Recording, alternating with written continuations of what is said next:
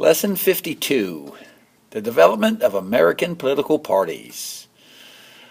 At the outset of our country, there were no political parties. Our founding fathers were able to come together, compromise regarding the serious issues of the day.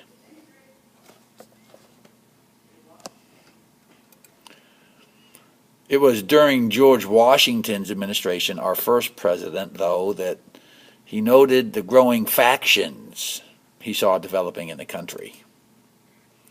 In a letter that Washington wrote to Thomas Jefferson, how unfortunate and how much it is to be regretted then, that whilst we are encompassed on all sides with avowed enemies and insidious friends, that internal dissensions should be harrowing and tearing our vitals.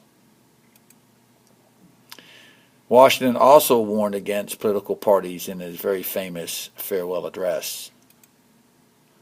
So what is a political party? A group of citizens with common interests who want to influence government by electing candidates to public office. The key point here is that political parties want to win elections.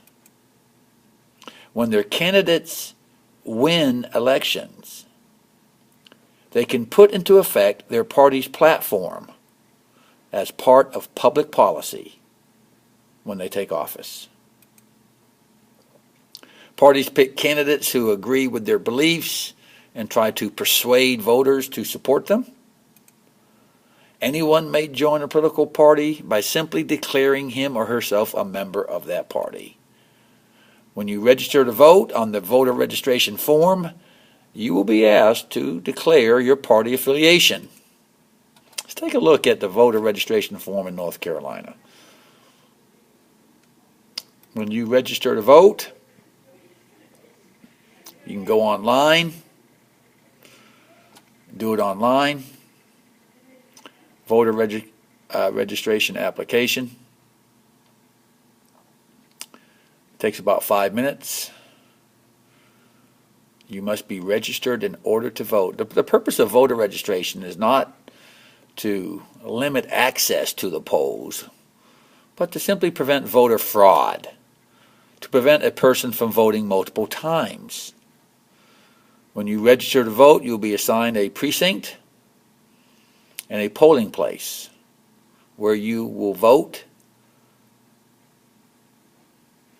on election day. Now, the form here, as you can see, I'm scrolling up and down, you can see the party affiliation box right here. Political party affiliation. Democrat, Republican, Libertarian, unaffiliated, other. You write in another political party, check this box, write that in. Unaffiliated means that you do not associate yourself or identify yourself with a political party. In other words, you're independent.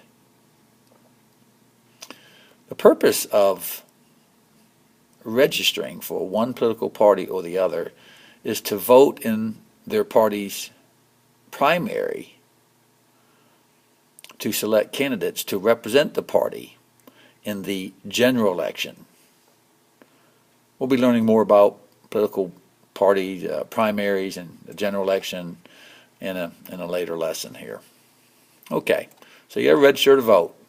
At that point, you identify your party affiliation. There are no membership applications, no yearly dues to be a member of a political party. And North Carolina in the United States has what's called a two-party system. Two-party system. So what are the major political parties in North Carolina or the United States? We have a lot of major political parties. We have more than two for sure. Have a list of political parties in the United States. We'll scroll down and take a look at some of the major ones. The Democrat Party and the Republican Party are in a number of states. I think this is also considered the District of Columbia, possibly, while we have 51. But notice the Libertarian Party in a lot of states, the Green Party, the Constitution Party. But we have many political parties. Look at them all. The Legal Marijuana Now Party, the Ecology Party, America's Party, Peace and Freedom Party, Veterans Party, Women's Equality Party. Lots of political parties in our country. So why then are we considered only a two-party system if we have so many political parties? Why are we not considered a multi-party system? Because only two major parties win elections. Basically, the Republican and the Democrat parties are the only political parties. Now, from time to time, independents will win election. But for the most part, the only major political parties that consistently win elections are Republicans and Democrats. That's why our country is considered a two-party system. Our two-party system goes all the way back to the early 1800s with the founding of the Federalist Party by Alexander Hamilton, the very first political party. Hamilton advocated for a strong national government and strong executive. And once the Federalist Party formed by Hamilton, Thomas Jefferson, the Democrat-Republican Party formed around him in opposition to the Federalist Party. So as you know from your American history class, that Jefferson and Hamilton were quite at odds in George Washington's administration. But anyway, what did the Democrat-Republicans believe? They wanted less power for the national government, more power for the states, less power for the executive. Now the Federalist Party is going to die out, and for a while we'll just have one political party, the Democrat-Republican Party, the era of good feelings. And then 1824, remember we had that very controversial election, the corrupt bargain. Andrew Jackson called it the corrupt bargain. And so the one political party we had just for about 8 years after the Federalist Party lost favor due to their opposition to the War of 1812. The Republican Party was split in 1828. And then you have the Democrat Party, of which Andrew Jackson becomes the new leader and the first Democrat Party president. And then the Whigs form an opposition to the Democrat Party. The Democrat Party today is the oldest political party in American history. And Democrats today look to Andrew Jackson as like the founder of their party. So the Democrats and Whigs were the two major parties into the 1850s. And then some Democrats and Whigs who opposed slavery broke away and formed the Republican Party, the GOP, the Grand Old Party. This is the party of Abraham Lincoln, the first Republican president in 1860. So Republicans, they trace their heritage back to Lincoln. And since 1860, the Republicans and the Democrats have been the two major political parties. The elephant is like the motto or the symbol for the Republican Party, and the donkey is the symbol for the Democrat Party. How did that come about? Historically, it goes back to Andrew Jackson, the Democrat donkey. During his campaign, opponents called him a jackass or donkey, and Jackson decided to use the image of the jackass or the donkey on his campaign posters. I'm strong-willed, just like that donkey. And it became the image of the Democratic Party. Now, in terms of the elephant for the Republican Party, it came about in a cartoon in 1874. Cartoonist Thomas Nast drew a donkey clothed in lion skin, scaring away all the animals at the zoo, except the elephant would not be scared away. The elephant vote, labeled in the cartoon, the Republican vote, labeled in the cartoon, represented by the elephant. And that's all it took for the elephant to become associated with the Republican Party. So for Democrats, the donkey is smart and brave. For Republicans, the elephant is strong and dignified.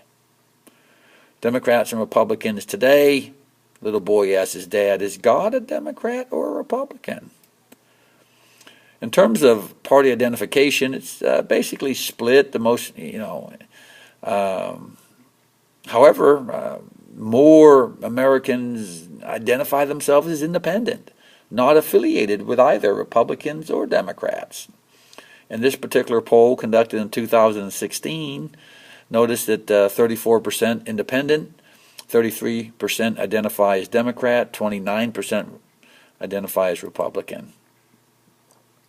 The two parties differ mainly about the belief in terms of how much government should be involved in the lives of Americans and which level of government should have the most authority. Now, generally speaking, now always exceptions, but Democrats generally want more government regulation of the economy, but less government regulation in personal life.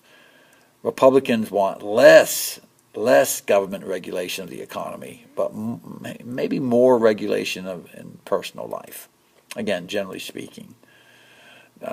Democrats believe the federal government should be more directly involved in regulating the economy, providing services, programs for the elderly, the young, the disadvantaged, more of an activist approach for the federal government. Whereas Republicans take more of a market-based approach, less government regulation, let the economy grow, let the forces of the market allocate our scarce resources. That allows businesses to grow, and then people have a better chance of finding jobs, providing for themselves, generally speaking. Democrats believe, frankly, probably more in the power of government to do helpful things for the citizens, whereas Republicans are very weary of government. Government's not the solution to the problem. Government is the problem, as Ronald Reagan said back in the 1980s. When government tries to do something, usually it's not helpful. Democrats, again, are more positive or optimistic towards what government can do. Using the hammer analogy for government as a tool in society, neither innately good nor bad, depending upon how it's used. Democrats look at government as the build side, or the side of the hammer that builds the nails or pounds the nails. Government can build up. Government can help out. Whereas Republicans look at the hammer from the other side, where you just can tear down or pull apart. And generally speaking, Democrats tend to be more liberal or progressive in their ideology. Republicans tend to be more conservative. In Lesson 53, we're going to take a look at party ideology. So this concludes Lesson 52.